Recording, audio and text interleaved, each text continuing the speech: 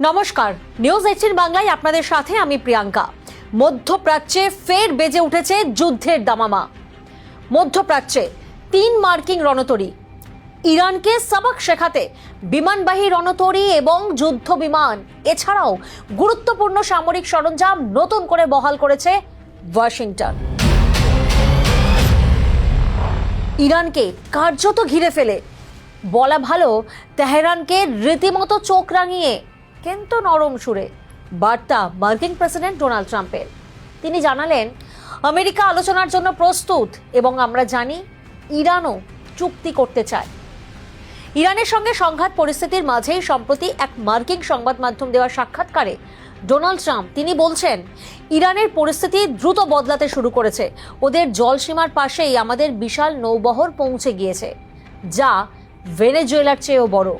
আর এরপরই নরম সুরে ট্রাম্পের বার্তা, ships going that direction just in case. We have a big flotilla going in that direction, and we'll see what happens. Big force. We have a big force going toward Iran. I'd rather not see anything happen, but we're watching them very closely. Iran আমাদের সঙ্গে চুক্তি করতে চায়।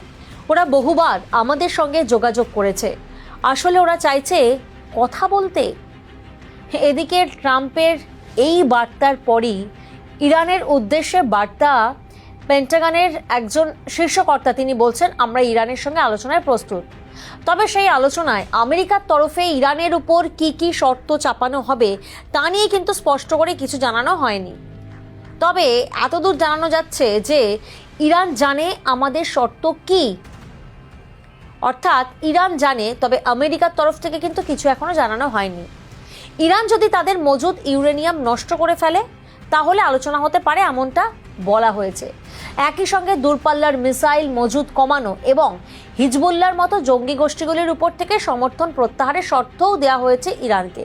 যদি এই শর্ত Iran মানবে কিনা তা নিয়ে যথেষ্ট প্রশ্ন রয়েছে। কয়েকদিন আগেই মনে করা হচ্ছিল কি যুদ্ধের মেঘ কেটে গিয়েছে। সরকার বিরোধী আন্দোলনে নামা 800-র বেশি বিদ্রোহীর মৃত্যুদণ্ড ঘোষণা করেও তা রদ করেছিল তেহরান। আর এরপরই মার্কিন প্রেসিডেন্ট ডোনাল্ড ট্রাম্প সেই সিদ্ধান্তকে স্বাগত জানিয়েছিলেন। মনে করা হচ্ছিল এবার বোধহয় চূড়ান্ত পদক্ষেপের থেকে সরে আসবে আমেরিকা। তবে সেই ভুল ভেঙে পশ্চিম এশিয়ায় বিরাট নৌবহর পাঠিয়েছে আমেরিকা। 3 রণতরীর পাশাপাশি বিপুল সেনা এয়ারক্রাফট পাঠানো হয়েছে। পরিস্থিতি যে পথে এগোচ্ছে তাতে ফের ভয়ঙ্কর যুদ্ধের আশঙ্কা করছে কূটনৈতিক মহল।